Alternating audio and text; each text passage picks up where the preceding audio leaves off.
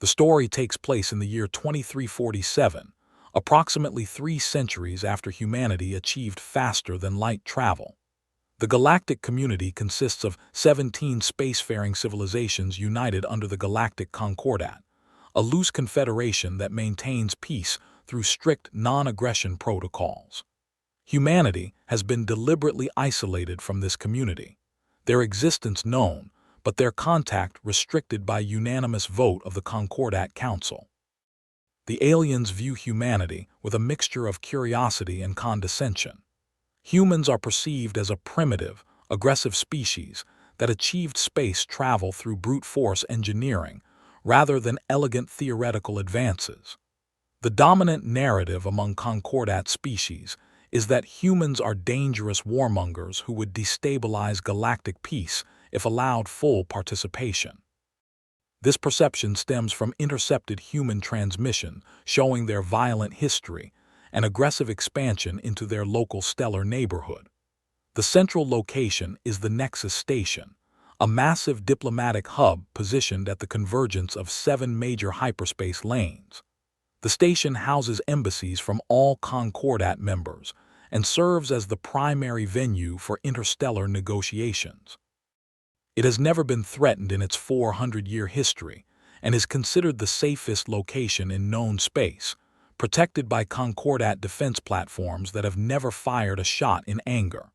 The story opens during an emergency Concordat session called to address the Crythian crisis. The Crythians, a militant species on the galactic fringe, have been gradually conquering independent systems through overwhelming military force. For decades, the Concordat has responded with economic sanctions and diplomatic isolation, confident that their moral superiority would eventually force Crythian compliance. However, the Crythians have just destroyed the colony world of Veloria Prime, killing 8 billion civilians in a demonstration of their new planet killer weapon. The Concordat Council debates their response with typical procedural slowness. The Velothian ambassador, whose species suffered the genocide, pleads desperately for military intervention. However, the dominant factions argue that deploying force would make them no better than the Crythians. They propose another round of strongly worded condemnations and expanded sanctions. The debate has reached a deadlock when sensors detect an anomaly. A single ship drops out of hyperspace at the edge of the Nexus system.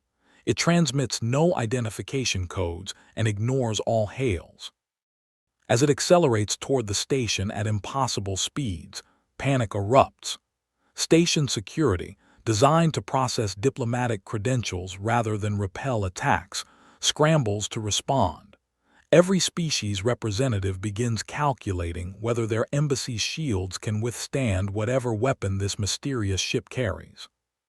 The ship broadcasts a simple message in perfect Concordat common tongue, transmitted on all frequencies with mathematical precision, that suggests advanced communications technology far beyond what anyone expected. The message identifies the vessel as the Terran Warship Valiant and requests immediate docking clearance and emergency council access.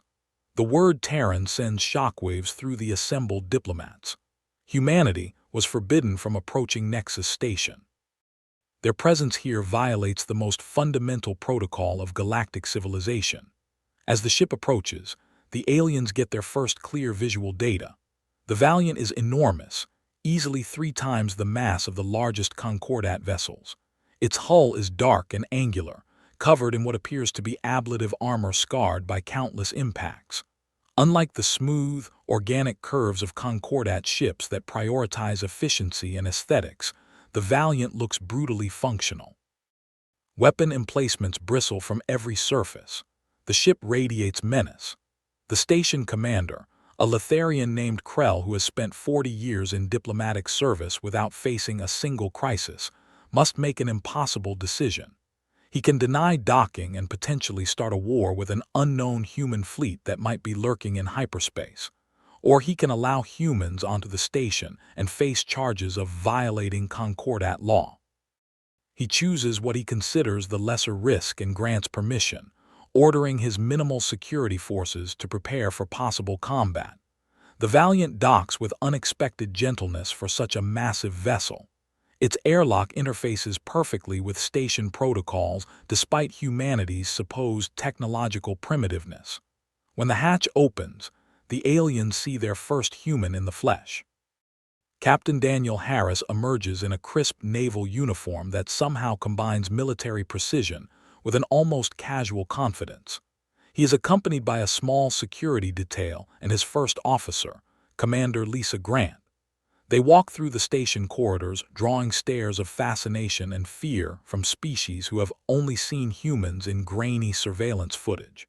Captain Harris is brought before the Emergency Council session. The Concordat representatives display a spectrum of reactions ranging from the Velothian ambassador's desperate hope to the Archon delegation's barely concealed contempt. The Archons, who led the original vote to isolate humanity, make no effort to hide their disdain for these primitive warmongers who dare intrude on civilized discourse. Harris delivers a brief statement that catches everyone off guard. He acknowledges that humanity's arrival violates protocol. He accepts that the Concordat has valid reasons for their caution regarding human military capability. But he states, with calm certainty, that Earth has been monitoring the Crithian situation for months. They have watched the Concordat's paralysis with growing frustration. When Veloria Prime was destroyed, the human government made a decision that Harris himself disagrees with on procedural grounds but cannot fault on moral ones. Humanity is offering military assistance to stop the Crithian genocide.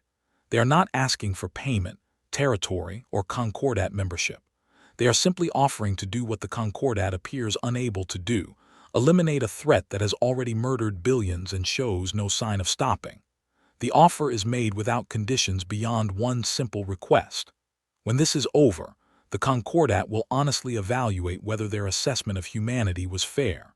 The chamber erupts in chaotic debate. The Archon representative, a towering crystalline being named Executor Tharn, delivers an impassioned speech about the dangers of accepting help from a species that glorifies violence. He presents evidence from human media broadcasts showing their obsession with war, their celebration of military prowess, their constant conflict.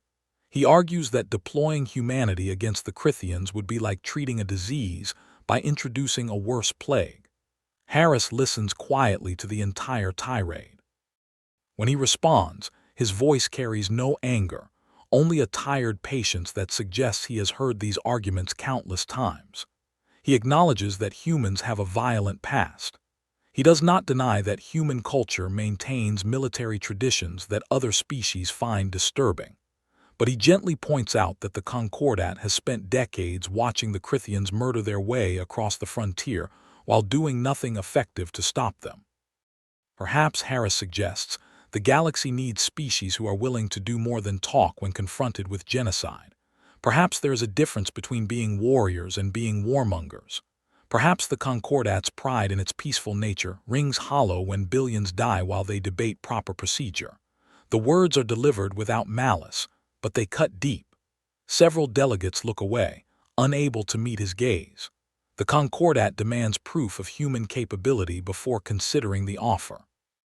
They cannot risk deploying humanity only to watch them fail catastrophically and make the situation worse. Executor Tharn, still convinced that humans are primitives who stumbled into space through luck rather than skill, proposes a test. If the Valiant can penetrate the Nexus defense grid, undetected sensors and all, they will have proven basic competence. When Harris agrees immediately, several delegates exchange worried glances. The Valiant undocks and moves to the designated starting position, 30 light minutes from the station. The defense grid, designed and maintained by the Concordat's most advanced civilizations, has never been breached. It combines overlapping sensor nets, automated defense platforms, and gravitic mines in a sphere of protection considered impregnable. The test seems impossible, which is precisely why Tharn proposed it. He expects human failure to definitively prove their inadequacy. What happens next stuns every observer. The Valiant does not attempt to sneak through the grid. It does not employ exotic cloaking technology or dimensional tricks. Instead, it simply moves. The ship accelerates to velocities that should tear it apart, then executes maneuvers that violate every assumption about inertia and momentum that forms the foundation of concordat physics. It weaves through the defense grid like a dancer, its computer-guided precision making micro-adjustments at frequencies organic crews could never match. Defense platforms track the Valiant but cannot acquire firing solutions. The human ship moves too unpredictably, changing vectors with accelerations that would reduce any concordat crew to paste. Automated systems calculate intercept courses only to find their target has already shifted to a new trajectory. Gravitic mines designed to destroy anything within 1,000 kilometers remain dormant, because the Valiant's electronic warfare suite feeds them false sensor data that makes the ship appear to be exactly where it is not. The test ends when the Valiant parks itself directly above the council chamber, so close that delegates can see the individual hull plates through the observation dome. It has penetrated the grid in 11 minutes, a task the Concordat's own military experts estimated would require at least 3 hours if possible at all. Harris politely requests permission to redock, his tone suggesting he has proven an elementary point. The council chamber sits in stunned silence. Concordat military observers frantically review the data logs, searching for some trick or deception. They find none. The Valiant simply moved with a combination of speed, precision, and electronic warfare capability that exceeds anything in known space. Even more disturbing, the ship's performance suggests it was operating well below maximum capacity. The humans were not struggling to pass the test. They were demonstrating basic competence. The demonstration fractures the council consensus. The Velothian ambassador immediately declares support for accepting human help, arguing that pride matters little compared to stopping the Crithian killing machine. Several species that lost colonies to Crithian aggression quietly signal agreement. However, the old guard led by Executor Tharn remains adamantly opposed. They argue that human military prowess makes them more dangerous, not less. A middle faction emerges, led by the Drethian representative, Ambassador Soren. The Drethians pride themselves on pragmatism over ideology. Soren proposes conditions for human deployment. The Valiant will operate under Concordat oversight. It will target only Crithian military assets, with strict protocols to minimize collateral casualties. It will withdraw immediately if ordered. Most importantly, humanity will accept full responsibility if their intervention triggers wider conflict. Harris accepts every condition without hesitation. His easy agreement troubles some delegates more than resistance would have. They expect humans to be aggressive, confrontational, eager to impose their terms. Instead, Harris demonstrates a measured professionalism that suggests humanity has thought carefully about first contact protocols. When pressed about whether Earth truly expects nothing in return, Harris smiles slightly and admits they hope for a fair evaluation. Nothing more. The vote proceeds along factional lines. The measure passes by the slimmest margin, with several delegates abstaining rather than taking a definitive position. Executor Tharn delivers a minority statement warning that the Concordat is making a catastrophic mistake. History will judge them as the council that unleashed humanity on an unsuspecting galaxy. His words carry weight, but not enough to change the outcome. The Valiant is authorized to engage Crithian forces. Commander Grant works with Concordat military liaison officer Kelvin, a Rothian tactical specialist who fought the Crithians for 20 years before they overwhelmed his species' defenses. Kelvin approaches the planning session with deep skepticism. He has reviewed human media depictions of warfare and considers them childishly simplistic. Real combat requires patience, careful positioning, and overwhelming force concentration. Humans seem to think battles are won by individual heroics and improvisation. Grant listens to Kelvin's briefing on Crithian capabilities with quiet attention. She asks precise questions about their sensor systems, reactor signatures, formation doctrines, and communication protocols. Her inquiries demonstrate such a thorough understanding of military engineering that Kelvin finds his prejudices beginning to crack. When she presents the Valiant's tactical plan, he is forced to admit it is elegant, possibly even brilliant. The plan targets the Crithian forward base at Theta Serpentis, the staging ground for their expansion into Concordat space. Intelligence indicates the base hosts their primary battle fleet, 15 capital ships with supporting elements. Concordat strategists have spent months developing plans to assault the base, all of which require fleet strengths the Concordat cannot muster without stripping defenses from dozens of systems. Grant proposes to take the base with a single ship. Kelvin initially dismisses this as human arrogance until Grant explains the details. The Valiant will not engage in traditional battle. Instead, it will exploit every weakness in Crithian military doctrine that Kelvin has identified. Their over-reliance on centralized command and control, their predictable formation responses, their assumption that any attacker will follow conventional engagement profiles. Grant demonstrates how human warfare evolved under the pressure of fighting opponents with similar technological capabilities, creating tactical flexibility that species who faced no peer competitors never developed.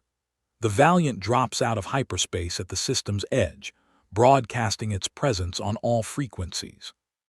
This apparent madness, sacrificing surprise for spectacle, baffles the Crithian defenders.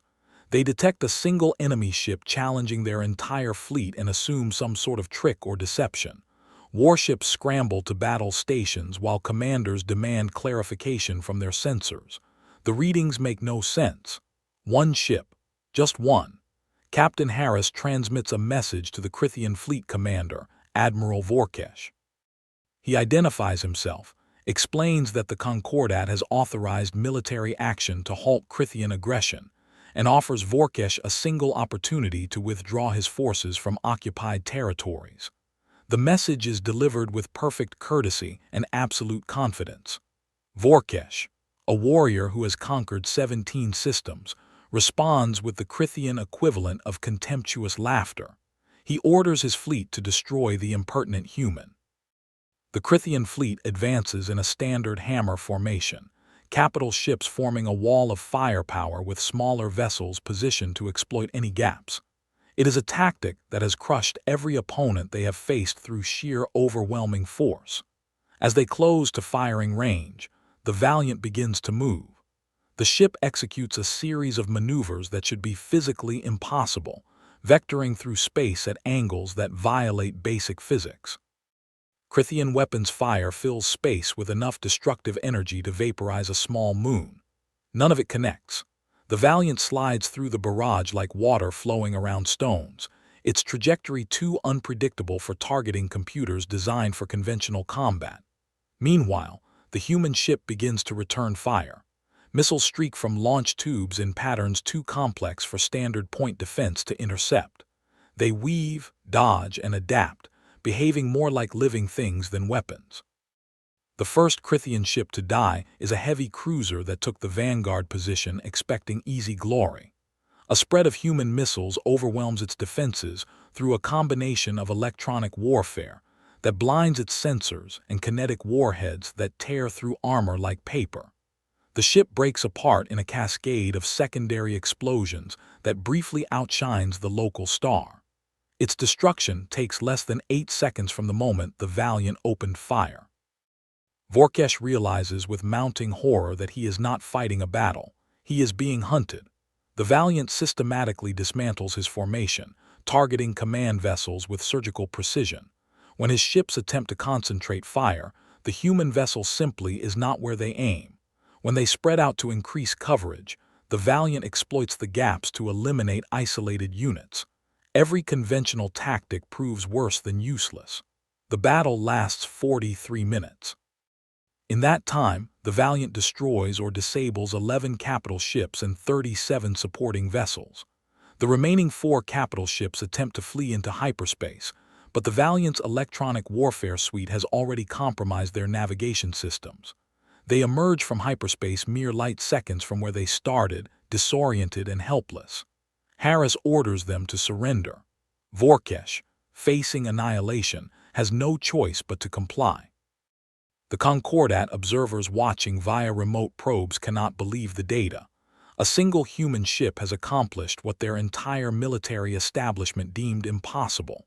More disturbing than the victory itself is the manner of it. The Valiant never took significant damage. Its shields held at 97% throughout the engagement. Analysis of its weapons usage suggests it deployed less than 30% of its available firepower. The humans were not struggling to win. They were demonstrating restraint. The Valiant returns to Nexus Station escorting captured Krithian vessels. Captain Harris personally delivers Admiral Vorkesh to Concordat custody, along with complete tactical data from the engagement. He suggests that the Concordat might want to study Krithian command protocols, as they contain significant vulnerabilities that other hostile species could exploit. His casual offering of intelligence that human forces worked decades to gather demonstrates either extraordinary generosity or a confidence that borders on disturbing. The Council reconvenes in an atmosphere of shock and confusion. The Velothian ambassador proposes an immediate vote to grant humanity full Concordat membership. Several other species second the motion. However, Executor Tharn raises a more troubling question. If one human warship can defeat an entire Krithian battle fleet, what could humanity's full military do? Earth has been building ships and training crews for 3 centuries. How large is their fleet? How powerful are their weapons? What are their true intentions? Harris answers with uncomfortable honesty. The Valiant is a mid-range cruiser, one of approximately 300 similar vessels in active service. Earth maintains a fleet of over 2,000 warships of various classes, including dreadnoughts that make the Valiant look small. Human shipyards produce new vessels at a rate that would terrify most Concordat species. But Harris emphasizes this military strength exists because humanity expected to face hostile alien civilizations when they first ventured into space. Instead of enemies, humans found the Concordat, a peaceful federation that responded to human existence with fear and isolation. Earth has spent 3 centuries preparing for a war that never came while watching the Concordat struggle to defend itself against threats it seemed unable to acknowledge. Harris admits that many humans find this frustrating.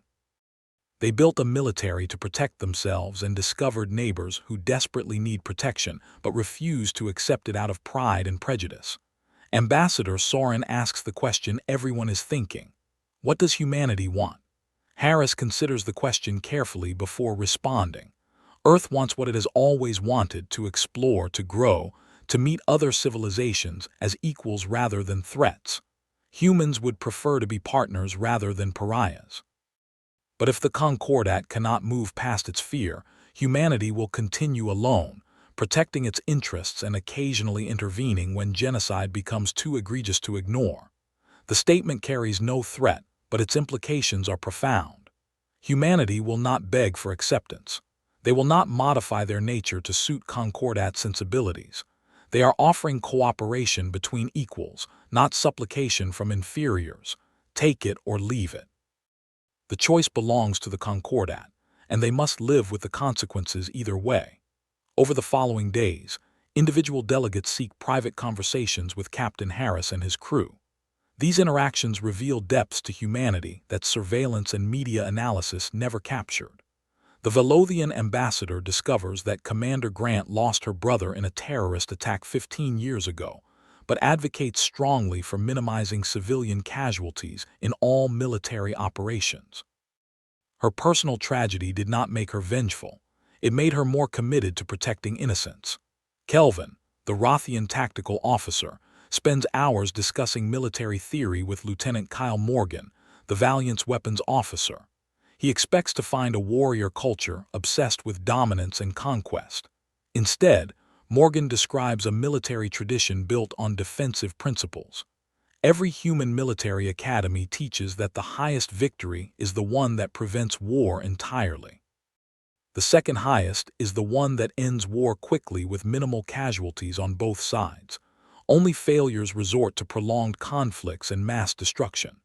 Even Executor Tharn finds his certainty wavering during a late-night encounter with Harris in the station's observation deck.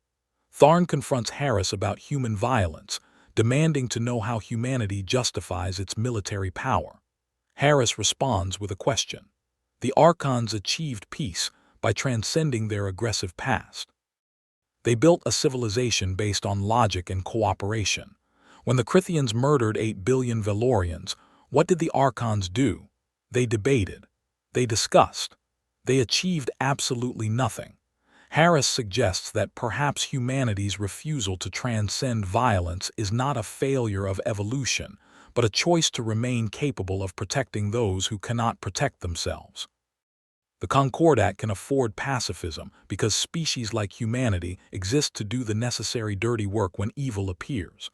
Tharn has no response. The human captain has struck at the core of his species' philosophy, exposing a contradiction the Archons have spent millennia avoiding. The Concordat Council assembles for the decisive vote on humanity's status. The debate is shorter and less acrimonious than anyone expected. Executor Tharn surprises everyone by withdrawing his opposition. He states that while he still finds human military culture disturbing, he cannot deny their effectiveness or their restraint. The Archons will abstain from the vote, neither supporting nor opposing human membership. It is the closest Tharn's rigid principles allow him to come to admitting error. The vote is not unanimous, but it is decisive. Humanity is granted provisional membership in the Galactic Concordat, with full status to be determined after a 5-year probationary period. Earth accepts the terms without complaint. Harris thanks the Council for their trust and promises that humanity will prove worthy of it. He announces that Earth is dispatching a full diplomatic mission to Nexus Station and will begin negotiations on technology sharing, trade agreements, and mutual defense pacts. As the session concludes, Ambassador Soren approaches Harris privately. The Drethian has reviewed the complete tactical data from Theta Serpentis. The analysis reveals something that terrifies him. The Valiant was operating at approximately 30% capacity throughout the entire battle. Its weapons were powered down. Its shields were not fully deployed. Its engines were barely engaged. Soren asks if this was a demonstration or if the ship truly fought at limited capacity due to some constraint. Harris confirms that the Valiant deliberately limited its combat effectiveness. Full power deployment would have destroyed the Krithian fleet in minutes rather than the 43 minutes the battle required. But such overwhelming force would have terrified the Concordat observers and potentially sabotaged any chance at peaceful integration. Humanity needed to demonstrate capability while showing restraint. They needed to be seen as powerful but controlled, dangerous but trustworthy. Soren realizes that every moment of the battle was calculated political theater. The humans were not fighting the Krithians. They were auditioning for the Concordat, carefully calibrating their performance to achieve maximum impact with minimum alarm. The revelation is both impressive and chilling. It suggests a level of strategic sophistication that most Concordat species cannot match. Soren asks what would have happened if the vote had gone against humanity. Harris smiles and simply says that Earth is patient. They would have tried again. The Valiant prepares to depart Nexus Station, its mission complete. The crew has earned a measure of respect from species that spent centuries viewing them as primitive threats. As the ship begins its departure sequence, Captain Harris receives a private communication from the Velothian ambassador. She thanks him personally for giving her people hope when the Concordat offered only empty words. She promises that the Velothians will remember humanity's intervention when others sought only to preserve their moral purity. Harris acknowledges the thanks but gently corrects a misunderstanding. Humanity did not intervene out of pure altruism. They acted because genocide threatened to destabilize the region and potentially spread to human space. They acted because allowing the Krithians to continue would have signaled to other hostile species that aggression carries no consequences. They acted out of enlightened self-interest, which happens to align with moral necessity. The Velothians should understand that humans are not saints. They are simply pragmatic enough to recognize when doing good serves their interests. The final scene takes place on the Valiant's bridge as the ship enters hyperspace. Commander Grant asks Harris if he believes the Concordat will truly accept humanity as equals. Harris considers the question while watching the stars streak past. He admits uncertainty. The Concordat spent centuries building a comfortable civilization based on the assumption that military force is primitive and barbaric. Accepting that warriors might have value challenges their entire worldview. But Harris notes that the Concordat did vote to accept humanity, however reluctantly. They chose pragmatism over ideology when confronted with reality. That suggests the capacity for growth. Perhaps, given time and patience, the various species can learn to understand each other. Perhaps humanity's martial culture and the Concordat's peaceful philosophy can coexist. Perhaps the galaxy is big enough for multiple approaches to civilization. The story concludes with Harris ordering the navigation officer to plot a course for Earth. The Valiant has delivered its message. Humanity exists. Humanity has power. Humanity seeks partnership. How the Concordat responds will determine the shape of galactic civilization for centuries to come.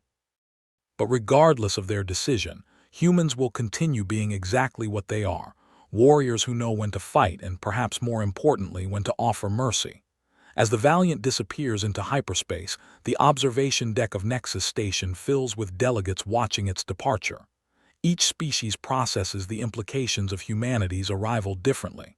Some see hope, some see threat, some see opportunity, but none can deny that the galaxy has changed. The age of comfortable isolation has ended.